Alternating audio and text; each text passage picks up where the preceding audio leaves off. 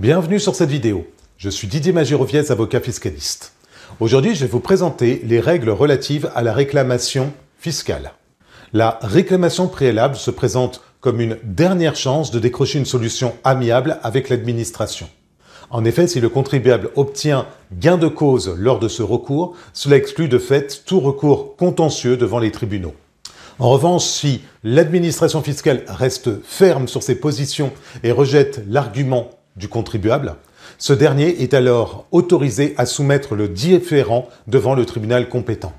En pratique, un recours contentieux comprend deux phases successives qui doivent être respectées à la lettre sous peine de générer un vice de procédure. Il y a la phase préalable la phase de la réclamation préalable auprès de l'administration fiscale, puis la phase contentieuse devant les tribunaux lorsque la réclamation est rejetée implicitement ou explicitement.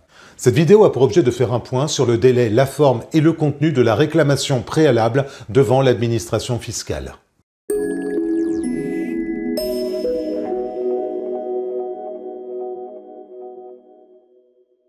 Commençons par le délai de la réclamation préalable devant le service des impôts. Conformément aux dispositions des articles R 196-1 et suivants du livre des procédures fiscales, il existe un délai général pour déposer une réclamation auprès de l'administration et un délai spécial. Le délai général expire le 31 décembre de la seconde année qui suit soit la mise en recouvrement du rôle, c'est le cas en matière d'impôt sur le revenu, soit de l'exigibilité de l'impôt, c'est le cas en matière de TVA notamment. À titre d'exemple, lorsqu'un contribuable reçoit un avis d'imposition en matière d'impôt sur le revenu en septembre 2023, il peut alors déposer sa réclamation auprès du service des impôts compétents jusqu'au 31 décembre 2025. À noter que le délai général passe de 2 ans à 1 an en matière d'impôts directs locaux. Lorsque le contribuable fait l'objet d'une procédure de rectification, procédure contradictoire ou imposition d'office, il bénéficie alors d'un délai spécial. Le délai spécial expire le 31 décembre de la 3e année suivant la réception d'une proposition de rectification. Par exemple, si le contribuable reçoit une proposition de rectification en avril 2023, il peut alors déposer une réclamation jusqu'au 31 décembre 2026. Le contribuable est libre de choisir le délai qui lui est le plus favorable entre le délai général et le délai spécial. Dans tous les cas, la réclamation doit être postée au plus tard le jour de l'expiration du délai, sachant que le cachet de la poste fait foi. C'est l'article L286 du livre des procédures fiscales. À noter que tant que le délai général ou spécial n'est pas expiré, le contribuable est en droit de présenter plusieurs réclamations successives concernant la même imposition litigieuse. Passons à la forme et au contenu de la réclamation fiscale.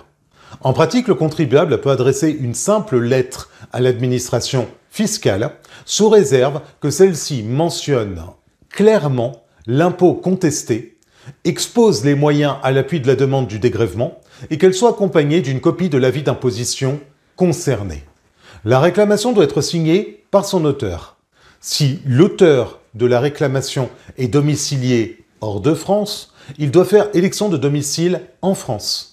Cela étant, il est hautement recommandé d'adresser la réclamation via un courrier recommandé pour conserver la preuve de son dépôt dans le délai imparti.